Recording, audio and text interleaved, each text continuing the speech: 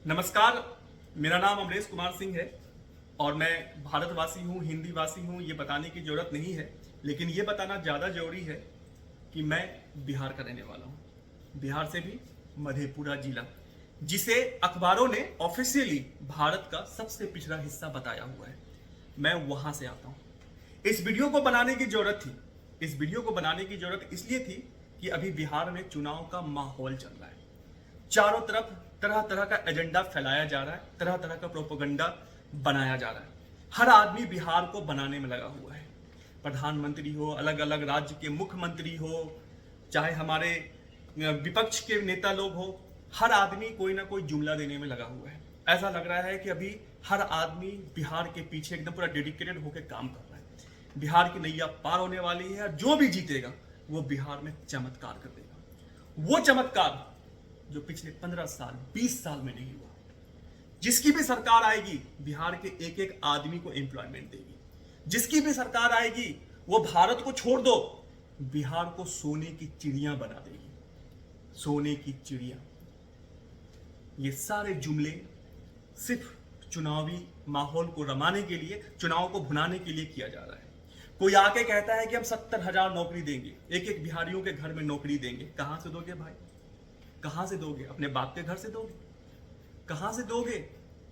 कोई आके कहता है कि हम बिहारियों के लिए स्पेशल ट्रेन चलवाएंगे, बिहार कहीं भी जा करके बहुत इज्जत से जी सकेंगे। उस मुद्दे पे आएंगे, वो मुद्दा बहुत ज्यादा जरूरी है। लेकिन उससे पहले एक बात मैं आप लोगों को बताना चाहता हूं। जिन महलों में जरूरत से ज्यादा शहनाई बजाई जाती है, उस महल में जब मातम छाता है, उस महल में जब सन्नाटा छाता है, तो उस महल में भूतों का निवास होने लगता है। लोग उस महल को छोड़ के भागने लगते हैं क्योंकि उस महल में लोगों को सताया गया है। बिहार एक ऐसा भी वक्त था जब बिहार में पूरी दुनिया के लोग आते थे। पाटलिपुत्रा भारत का राजधानी हुआ करता था और आज ऐसा वक्त आया है कि बिहार के लोगों को पूरी दुनिया में जाना पड़ता है। अपने ही देश में बिहार के लोगों को दूसरी नजर से देखा जाता है, दुत्कारा जाता है। चाहे हम कितना भी कह ले एक बिहारी सब पे भारी, उसका कोई मतलब नहीं बनता है। अगर एक बिहारी सब पे भारी होता तो आज मुझे ये वीडियो बनाने की जरूरत नहीं पड़ती। मामला है पिछले दिनों का छठ का त्योहार, जहां लोग जानवरों की तरह, कुत्तों की तरह, सूरों की तरह ट्रेन के बाथरूम में यात्रा करके आ रहे थे। वो जगह जहां आम दिनों में इंसान बैठना पसंद ना करे जब उसे बाथरूम ना जाना हो तो। लेकिन वहां आदमी रात भर, दिन भर, 20 घंटा, 36 घंटे का यात्रा कर रहा है। और आ करके मीडिया वाले बहुत एकदम सिंपैथी के साथ, दुख के साथ दिखा रहे हैं कि देखो भाई बिहारियों के साथ कितना अत्याचार हो रहा है और ये बिहारी कितना मेहनत करते हैं। ये माहौल किसने बनाया? ये माहौल किसने बनाया? सरकार ने? जी नहीं। इस माहौल के लिए बिहारी और सिर्फ बिहारी लोग जिम्मेदार हैं। छठ पूजा की भी पहली बात तो यह है कि सरकार की, कोई भी सरकार हो, वो चाहे बीजेपी की सरकार हो, कांग्रेस की सरकार हो, जेडीयू की सरकार हो, चाहे फलाना चिलाना ढिमाका किसी की भी सरकार हो, कोई भी सरकार इस समस्या से पार नहीं पा सकती है। छठ का पूजा सिर्फ 2 दिन का होता है और यात्रा जो होती है वो 4 से 5 दिन की होती है। लोग 4-5 दिन पहले से टिकट बुक करने लगते हैं। सरकार स्पेशल ट्रेन लगाती रहती है। लेकिन एक त्योहार के लिए पूरे भारत के रेलवे का नेटवर्क सिस्टम नहीं बदला जा सकता है। ये इम्पॉसिबल है। और अगर कोई ऐसा वादा करता है तो वो सबसे बड़ा धोखेबाज, मक्कार, झूठा और गद्दार है। क्योंकि वो सिर्फ एक त्योहार को स्पेशल बनाने के लिए, एक राज्य को स्पेशल बनाने के लिए सारे राज्यों के साथ, सारे सिस्टम के साथ खिलवाड़ कर रहा है, उसे धोखा दे रहा है। फिर भी सरकार, जिसकी भी सरकार होती है, वो जनता के गुस्से से बचने के लिए जितना स्पेशल ट्रेन हो सकता है वो लगाते हैं, सुविधा दी जाती है।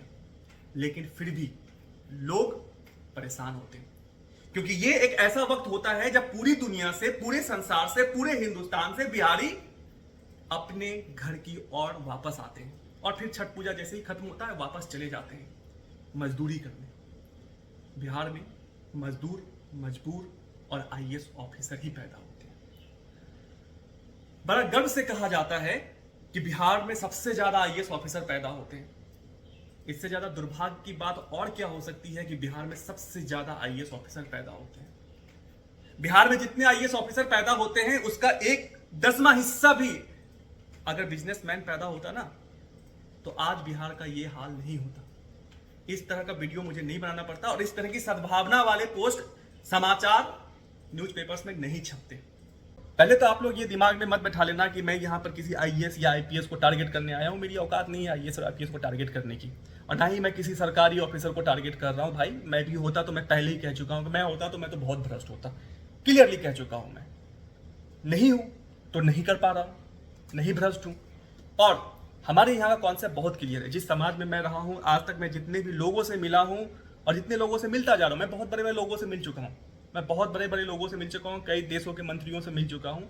लेकिन जिस भी भारतीय से मिलता हूँ और जिनके दिमाग में आईएएस आईपीएस का कीड़ा, सरकारी नौकरी का कीड़ा बैठा हुआ है, उनके दिमाग में एक बात बहुत क्लियर है, एक कॉन्सेप्ट बहुत क्लियर है कि आईएएस बनने के बाद सबसे पहले एकदम मालदार पार्टी की बेटी से शादी करवाना है, दहेज लेना है, जम के दहेज लेना है। ब्लैक मनी ट्रांजेक्शन यहाँ पे बहुत खतरनाक तरीके से होता है। दूसरा, जो मेरे साथ जुड़े हुए हैं उन्होंने नहीं किया होगा लेकिन होता है, ये माइंडसेट है, मैंने देखा नहीं है। दूसरा, चुनाव का इंतजार करना है। एक चुनाव ढंग से पकड़ा गया तो आने वाली 7 पीढ़ियां बैठ के खाएंगे, पता नहीं कैसे खाएंगे, क्योंकि हमारे यहाँ के नेता लोग, हमारे यहाँ के जितने भी ऑफिसर लोग हैं, जिन्हें ये मेरी बात खराब लग सकती है, वो बेहद ईमानदार है। लेकिन पता नहीं मेरे यहाँ और हमारे समाज का जो माइंडसेट है, यहाँ तक कि मैंने कुछ आईएएस ऑफिसर से भी ये बात सुना है और ये बात कहता है, डिस्कस किया है कि एक चुनाव अगर पकड़ा गया तो 7 पीढ़ियां बैठ के खाएंगे। और किसी को अगर मेरी बात खराब लगे तो मुझे बस एक सवाल का जवाब दे देना कि एक आईएएस ऑफिसर की इतनी सैलरी कहां से बन जाती है कि वो अपने बेटे को अमेरिका, फ्रांस, लंदन के महंगे महंगे यूनिवर्सिटी में जाकर के पढ़ा सके। इतना टैलेंट तो नहीं था आपके बच्चे में कि वो एग्जाम क्रैक कर सके और वहां जा करके पढ़ सके। और आपकी सैलरी इतनी ज़्यादा नहीं है कि आप ऐसे यूनिवर्सिटी का फी अदा कर सके। बाकी सब खुद ब खुद समझदार है। अब हम बात करते हैं ये छठ पूजा वाले सिनारियों पे कि छठ पूजा में हो क्या रहा है। लोग पूरे भारतवर्ष से बिहार आ रहे हैं, गाय, बैल, माफ करिएगा, कुत्ता, बकरी, सुअर की तरह डब्बे में भर भर के आ रहे हैं। कोई आके कह रहा है कि भैया रात भर से शौचालय नहीं गया, रात भर से पेशाब नहीं किया, रात भर से पैखाना नहीं किया, रात भर से खाना नहीं खाया, ना घूमने का ना फिरने का मौका मिल रहा है, यहाँ तक कि मुड़ने का भी मौका नहीं मिल रहा है। गाय बकरी की तरह ट्रेन में भरे हुए हैं, पता नहीं कब ट्रेन डेस्टिनेशन पे पहुंचेगी, कब बिहार आएगा। और क्या लगता है कि बिहार पहुंचने के बाद इनकी समस्या खत्म हो जाती है? बिल्कुल नहीं। आज भी बिहार की स्थिति ऐसी है कि कई शहरों में, खास करके मेरे शहर में, अगर आप शाम के 6 बजे के बाद पहुंच जाओ तो आपको जाने के लिए, गांव जाने के लिए गाड़ियां नहीं मिलेगी, नहीं मिलेगी गाड़ियां भाई। लेकिन फिर भी यात्रा करना है, छठ है भाई, छठ की यात्रा करना है। छठी मैया नाराज हो गई तो दुनिया खराब हो जाएगी, वैसे भी दुनिया बनी हुई है। रिस्पॉन्सिबिलिटी की बात करते हैं, कौन है रिस्पॉन्सिबल इसके लिए? जैसा कि मैंने कहा, इसके लिए ना तो उत्तर प्रदेश वाले रिस्पॉन्सिबल है, ना ही गुजरात वाले रिस्पॉन्सिबल है, ना ही महाराष्ट्र वाले रिस्पॉन्सिबल है, ना ही अमेरिका वाले रिस्पॉन्सिबल है, हम खुद रिस्पॉन्सिबल है। गौर करिएगा कि ये लोग कहां जा रहे हैं। हम बिहारी लोग कहां जा रहे हैं? हम बिहारी लोग दूसरे राज्य में आईएएस, आईपीएस, आईएफएस बनने के लिए नहीं जा रहे हैं। हम दूसरे राज्य में नौकरी करने के लिए जा रहे हैं। और फिर भी बिहार के माँ बाप को अपने बच्चों को सिर्फ आईएएस, आईपीएस बनाना है। बिहार में खून कर देना क्राइम नहीं है, लेकिन अपने गार्जियन से यह बात करना है कि मुझे बिजनेस करना है, धंधा करना है, क्राइम है। अगर आपने बिहार में धंधा स्टार्ट किया, आपके सबसे बड़े दुश्मन आपके माँ बाप, आपका परिवार बनेगा। फिर आपका समाज आपको लूजर कहेगा, आपको यह कहेगा कि ये लड़का अपनी जिंदगी में कुछ नहीं कर पाया, कहीं से नौकरी नहीं मिली है, तब जाकर के ये धंधे का बहाना कर रहा है। एंटरप्रेन्योर ये जो शब्द है ना, बिहार की 90% जनता जानती नहीं है कि ये होता क्या है, और 95% जनता इसका प्रोनाउंसिएशन नहीं जानती है। ये हाल है बिहार का। हर किसी को नौकरी चाहिए, लेकिन अगर कोई कोशिश करे कि एक ऐसी फैक्ट्री बनाई जाए, एक ऐसी दुनिया बनाई जाए, एक ऐसी कंपनी बनाई जाए जिससे आने वाले पीढ़ी को नौकरी मिलेगी, तो बिहार की जनता उसके पीछे हाथ धोके पड़ जाती है, उसका कत्ल नहीं करती है, यही काफी है। वरना गाली देना, लूजर कहना, बदनाम करना, जगह जगह जाकर के उसकी आलोचना करना, ये बिहार की आदतों में शुमार हो गया है। और यही बिहारी बाहर जाते हैं नौकरी करने के लिए किसी फैक्ट्री में कि भैया नौकरी दे दो। कितने की? 15,000 की नौकरी दे दो, 20,000 की नौकरी दे दो। एक आईएएस ऑफिसर क्या करता है भाई साहब? एक आईएएस ऑफिसर अपने पूरी जिंदगी में मुश्किल से 4 या 5 लोगों को नौकरी दे सकता है। अपना ड्राइवर, अपने परिवार का ड्राइवर, घर में खाना बनाने वाली, घर में झाड़ू लगाने वाली। अगर ऑन एवरेज सैलरी की बात करें तो 10 से 12,000 रुपया से ज्यादा की सैलरी इनके यहाँ नहीं बनती है। लेकिन एक इंडस्ट्री बन गया ना, एक इंडस्ट्री बन गया तो उनके यहाँ ये 4 लोग तो रहेंगे ही, इसके साथ 40-50 लोग भी आएंगे। जैसा कि मैंने कहा था कि जितने आईएएस बनते हैं उसका 10वां हिस्सा भी हमारे यहाँ इंडस्ट्रीज बन जाता ना, तो ये जो लोग आज जा रहे हैं और छठ के लिए जो इतनी ज्यादा मोटिवेशनल बातें की जा रही है ना, वो करने की जरूरत नहीं होती। बिहार में कमाल हो चुका होता। अपने घर में नौकरी होती, लोग छठ भी मनाते, दिवाली भी मनाते, होली भी मनाते, स्पेशल ट्रेन चलाने की जरूरत नहीं पड़ती। अब भारत के प्रधानमंत्री को आकर के ये नहीं कहना होता कि भैया हम बिहारियों के लिए स्पेशल ट्रेन बनाएंगे, कि तुम बिहार में पैदा हो, मजदूर बनने के लिए गुजरात आ जाओ, मजदूर बनने के लिए महाराष्ट्र आ जाओ, और वहां पे कभी भाषा के लिए मार खाओ तो कभी लोकल लोगों से मार खाओ। कोई हमारे बिहार में आकर के हमारे ऊपर हाथ उठा के देखे, गर्दन काट देंगे ये बिहारी। लेकिन बाहर जाकर मार खाना पड़ता है, इसलिए मार खाना पड़ता है क्योंकि हम वहां पर संख्या में कम है, हम वहां पे मजबूर है, वहां हमें अपने परिवार को पालना है, हमें दब के रहना है। अपने इलाके में कुत्ते भी शेर होते हैं, ये गलत बात नहीं है, बिल्कुल सही बात है। और किसी के इलाके में जाओगे तो कुत्तों के बीच में मार खाओगे, कुत्ते काटने दौड़ेंगे। और यही होता है हम बिहारियों के साथ में। हमारे माँ बाप हमें मारने दौड़ते हैं, हमारे समाज वाले हमें गाली देने दौड़ते हैं कि भैया बिजनेस करेगा, कंपनी बनाएगा, लूजर, ब्लडी लूजर। और 4 लाइन अंग्रेजी अगर बोल दो वहां पे तो अरे भाई साहब, आदमी हो तो ऐसा हो, अंग्रेजी बोलता है, एक हवा बना दी है कि अंग्रेजी बोले, गजब। और कहीं भी जा करके एक बिहारी सब पे भारी, हम सबसे ज्यादा आईएएस पैदा करते हैं। दुर्भाग्य भाई कि तुम सबसे ज्यादा आईएएस पैदा करते हैं। जाके गुजरातियों से सीखो, सबसे ज्यादा बिजनेसमैन पैदा करते हैं। मराठियों से सीखो, सबसे ज्यादा बिजनेसमैन पैदा करते हैं। बेंगलोर चिन्ना सा शहर है, छोटे छोटे कमरे में कंपनियां चल रही है।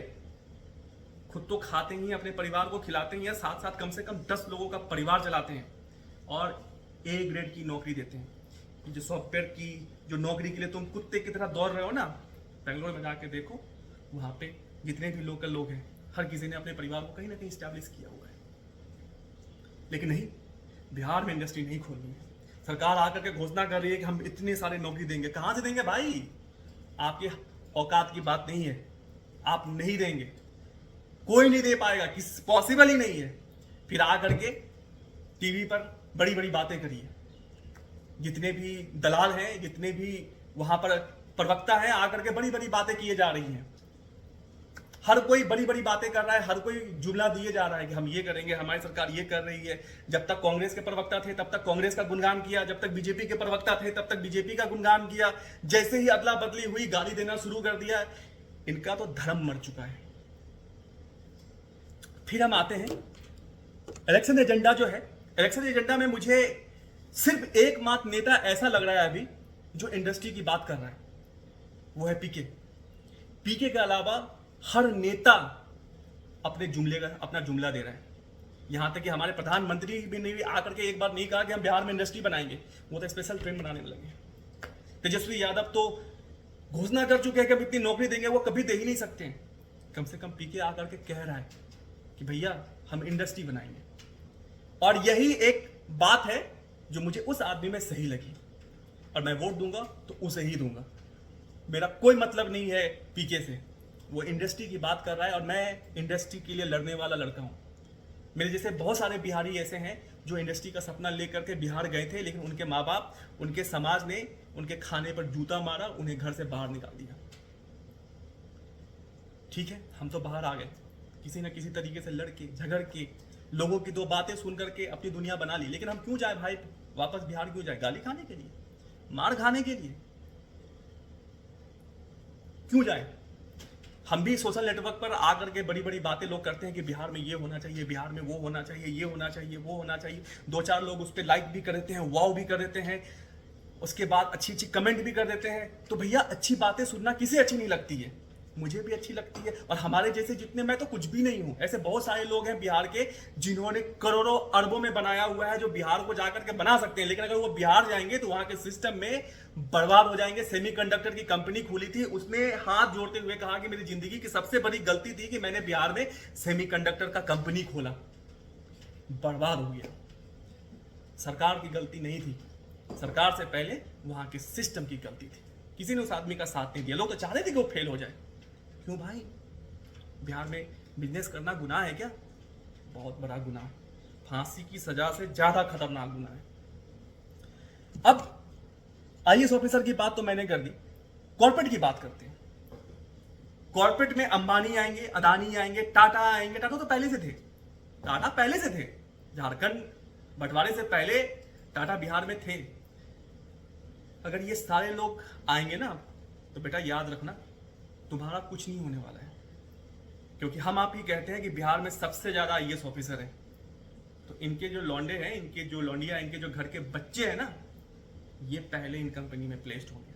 कारण बताऊं क्यों? क्योंकि इनके पास ईमानदारी का इतना पैसा है कि इन्होंने अपने बच्चों को विदेश में महंगे महंगे यूनिवर्सिटी में पढ़ाया हुआ है। कहने को कंपनी के पास तुरंत होगा कि भैया तुमने 2 कौड़ी के कॉलेज से पढ़ाई की है, ये बंदा विदेश से पढ़ के आया है, नौकरी तुम्हें पहले मिलेगी, उसे पहले मिलेगा? तुम्हें मिलेगा ठेंगा। लेकिन फिर भी अगर कंपनी खुली तो ये जो मजदूरों वाला काम है ना, सुबह 6 बजे से लेकर के रात के 12 बजे तक काम करने वाला, जो 40,000 से लेकर के 80,000 तक का जॉब है, वहां पे हमारी उम्मीद कम से कम बनती है, कम से कम एक अच्छा शुरुआत होगा कि चलो ठीक है भाई, हम इस सिस्टम को, हमारी आने वाली सिस्टम को, हमारी आने वाली पीढ़ियां कम से कम ग्रैब कर पाएंगे। हमारे साथ जो हुआ तो हुआ, लेकिन अगर कोई भी कंपनी आई ना बेटा, तो ये दिमाग से निकाल लो कि हमें और आपको नौकरी मिलने वाली है। नौकरी वही आईएएस आईपीएस जो बहुत ईमानदारी से बिहार को आगे बढ़ाते आए हैं, उन्हीं के बच्चों को मिलने वाली है। आपको ठेंगा मिलेगा, ठेंगा, कुछ नहीं मिलने वाला है आपको। गवर्नमेंट का बात तो मैंने कह दी है। लोग मोदी को भी बोल रहे हैं कि मोदी आकर के कहते हैं कि हम स्पेशल ट्रेन बनवाएंगे। कई लोगों ने उन्हें गालियां देनी शुरू कर दी, उनकी बुराई करनी शुरू कर दी कि बिहार में इंडस्ट्री की बात नहीं करते हैं। क्यों करे बात? प्रधानमंत्री को मालूम है कि जब कोई आदमी यहाँ बिजनेस शुरू करना चाहता है तो उसके माँ बाप उसके दुश्मन बन जाते हैं, उसके समाज उसके दुश्मन बन जाते हैं। वो आदमी प्रधानमंत्री से पहले नेता है। उस आदमी को वोट चाहिए। जब उसे वोट ही नहीं मिलेगा तो वो प्रधानमंत्री कहां से बनेगा? तो उसे प्रधानमंत्री बनने के लिए वहां की माइंडसेट चाहिए, वहां की जनता चाहिए, और वहां की जनता को बिजनेसमैन पसंद ही नहीं है। तो वो आदमी आगे कहता है कि भैया ठीक है, तुम्हें मजबूरी करना है, तुम्हें मजदूरी करना है, तो आओ गुजरात आओ, तुम्हें हम स्पेशल ट्रेन देंगे, आकर के तुम मजदूरी करो, हमारे यहां मजदूरी करो। हम अपना वोट बैंक क्यों खोए तुम्हारे लिए? क्यों हम तुम्हें बिजनेसमैन बनाएं? जब तुम्हारे अपने ही तुम्हारे साथ नहीं है तो हम तुम्हारा साथ देके क्या उखाड़ लेंगे? ये है बिहार, ये है हमारी सच्चाई। अब हम न्यूज एंकर्स की बात तो मैं कर ही चुका हूं, एम्प्लॉयमेंट तो भूल ही जाओ। और बिहार का इतिहास बहुत खतरनाक रहा है भाई, बिहार का इतिहास बहुत खतरनाक रहा है। हमारे यहाँ से राजा महाराजा हुआ करते थे, आज भी हमारे यहाँ से टैलेंटेड लोग होते हैं, लेकिन जिस तरीके से भारत के सारे टैलेंटेड लोग अमेरिका की कंपनी में जा करके अमेरिका की नागरिकता लेकर, या यूरोप में कहीं जा करके वहाँ की नागरिकता लेकर के वहाँ के कंपनी के सीईओ बन जाते हैं, और हम भारत के लोग एकदम छाती ठोक के कहते हैं कि भैया ये तो हमारे भारतीय है, वो भारत में टैक्स तक नहीं देता है, भारत की नागरिकता तक नहीं है उसके पास में। और हम यहाँ पर जिस तरीके से छाती ठोकते हैं, उसी तरीके से हमारे बिहारी लोग भारत के हर कोने में जा करके हर जगह बहुत अच्छे अच्छे पोस्ट पे है हमारे बिहारी लोग, लेकिन बिहार नहीं जाना चाहते हैं। बिहार तभी जाते हैं जब कोई आजकल एजेंडा बना हुआ है, बिहार इनोवेशन समिट, बिहार फलाना ढिमाका, सारा चीज हो जाता है, लेकिन इंडस्ट्री का कोई धमाका नहीं होता है। हर आदमी अपने एजेंडा में लगा हुआ है, हर आदमी अपना पैसा बनाने में लगा है। भाई मैं अमरेश कुमार सिंह हूं, मैं भी बिहार अगर जाऊंगा तो अपना पैसा बनाने में जाऊंगा, क्योंकि मुझे मालूम है अब भी अगर वहां पे कोई सरकार ऐसी नहीं आई जो इंडस्ट्री के बारे में बात करेगी, इंडस्ट्री खोलेगी, तो वहां पर कोई संभावना है। क्योंकि हम बिहारियों की माइंड से, हम बिहारियों के ब्लड में ही बिजनेस नहीं है। अनिल अग्रवाल जी ऐसे बहुत सारे बिजनेसमैन हैं जिन्होंने बिहार का नाम रोशन किया, लेकिन बिहार में रह के नहीं किया, इन्हें बिहार से बाहर जाना पड़ा। सहारा जी को लखनऊ आना पड़ा था धंधा करने के लिए, बिहार में रहते ना खाने पर लानत आ जाती। मेरा आप लोगों से बस एक ही निवेदन है कि सरकार को गाली मत दीजिए, अपने माइंडसेट को बदलिए। कोई भी सरकार आएगी, किसी की भी सरकार आएगी, वो चाहे मोदी आ जाए, योगी आ जाए, भगवान भोलेनाथ भी आ जाए, जब तक हमारा माइंडसेट नहीं बदलेगा तब तक हम बिहार को आगे नहीं बढ़ा पाएंगे, बिहार की हम तरक्की नहीं करा पाएंगे। मैं एक बिहारी हूँ, मैं एक भारतवासी हूँ, मुझे गर्व है अपने देश पर, मुझे गर्व है अपने राज्य पर, लेकिन जो सच्चाई है उससे मैं दूर नहीं भाग सकता। जितने भी आज के माता पिता हैं, जितने भी मेरे उम्र के लोग हैं, जिनके बच्चे छोटे हैं, मैं आप सभी लोगों से हाथ जोड़कर ये कहता हूँ कि जो गलती हमारे माँ बाप ने की, जो गलती हमारे समाज ने की, वो गलती आप मत करो। ये IAS IPS दीमक की तरह चाट रहे थे इसको। मैं ईमानदार लोगों की बात नहीं कर रहा हूँ, लेकिन हर आदमी जानता है कि कितने ईमानदार IAS और IPS। और अब तो IAS ऑफिसर्स जिन्होंने VRS लिया, सिस्टम से थक गए, हार गए, वो तो खुल के कह रहे हैं कि भैया इस देश को काले अंग्रेजों ने बर्बाद किया हुआ है। मेरी किसी से कोई दुश्मनी नहीं है, बहुत सारे IAS IPS से मेरी बहुत अच्छे सारे संबंध भी हैं, लेकिन फिर भी एक बात मैं हर किसी से कहना चाहता हूं कि आगे क्या। मैं IAS IPS से भी कहना चाहता हूं कि आप लोग रिटायर करते हैं, उनके उस पड़ाव में, जिस पड़ाव में आपको सबसे ज्यादा ताकत की जरूरत होती है, उस समय आप का ताकत गंवा चुके होते हैं। इतना पैसा कमाते हैं, इतना पैसा कमाते हैं कि कमाते कमाते रिश्ते गंवा जाते हैं। वीरान हवेली भूतों की तरह सजी रहती है, घर में बच्चे विदेश में है, वो देश आने का नाम नहीं ले रहे हैं। दिवाली सूनापन, छठ सूनापन, बंगला सूनापन, बाप मर गया, बेटा मर गया, ऑनलाइन आज के डेट में मुखानी दी जा रही है, ऑनलाइन जलाया जा रहा है। बच्चे इंतजार कर रहे हैं कि बुढ़ा बुढ़िया मरे कब, जो संपत्ति को जा करके बेच सके। आज ऐसी भी स्थिति है। इंडस्ट्री बनाइए, उन्हें लूजर मत कहिए जिन्होंने अपनी नौकरी छोड़ करके, जिन्होंने अपने सपने को छोड़ करके, हालांकि उनका अपना लालच होता है, वो भी बड़े शहर में जा करके बड़े बड़े सपने देखते हैं, बड़े लोगों की तरह जीने का चाहत रखते हैं, उसके लिए मेहनत भी करते हैं, कोशिश भी करते हैं, गाली भी सुनते हैं, भूखे भी सोते हैं, नंगे पांव भी चलते हैं, बिना रोए हुए, बिना थके हुए काम करते हैं। लेकिन फिर भी अगर हमें और आपको नहीं सुधरना है तो राम राम, सलाम। जैसा चल रहा है वैसा चलने दीजिए। नेता आएंगे, नेता जाएंगे, बड़े बड़े वादे करेंगे। बिहार ना सुधरा था, ना सुधरा है, ना सुधरेगा। अगर बिहार की जनता नहीं चाहेगी तो बिहार का उदय नहीं होगा, और बिहार का उदय तभी होगा जब बिहार में रोजगार होगा, और बिहार में रोजगार तभी होगा जब बिहार में इंडस्ट्री होगी, और बिहार में इंडस्ट्री तभी होगी जब हमारे माँ बाप या हमारे जैसे लोग जो अब माँ बाप बनने वाले हैं अपने बच्चों से कहेंगे कि बेटा बहुत हो गया UPSC, थोड़ा इंडस्ट्री बना ले। एक IAS 4 आदमी को नौकरी देगा तो एक इंडस्ट्री कम से कम 40 आदमी को नौकरी देगा। तभी बनेगा वो बिहार, जिस बिहार को कभी सम्मान दिया जाता था, जिस बिहार की कभी इज्जत की जाती थी। आज जो लोग बिहारी कहते हैं ना, तो कल वाकई में लोग कहेंगे कि एक बिहारी सब पे भारी। बाकी मैं किसी को कोई हर्ट नहीं करना चाहता था, अगर किसी को हर्ट हुआ हो तो मैं माफ़ी मांगता हूँ, लेकिन जो सच्चाई है वो किसी ना किसी को तो बोलनी ही है। धन्यवाद।